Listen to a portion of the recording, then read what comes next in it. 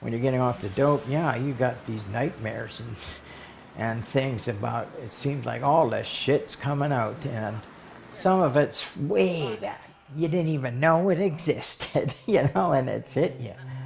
I poured myself into my writing, and I used that to fill that void that was left, because to get off dope, I had to stop sex altogether because they were so closely linked. You know, if there's a fire alarm going, what do? I grab my poetry, and that's the most valuable thing. That is my soul, that was my heart, that was the most important thing. It kept me company. It was like the only friend I really had. Insecurities increase with daily verbal abuse and death threats, all because of the way I dress.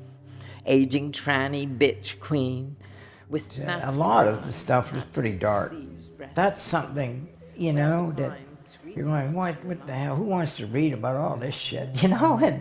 But it is gratifying when you have individuals come up and, you know, tell you that their brother is like you back east, and I've learned so much from listening to your poetry. Thank you, I just had to tell you. I've lost that protective crust created with drugs, come fuck me outfits and attitudes with painted faces of money-making whore lust. I'm getting older now.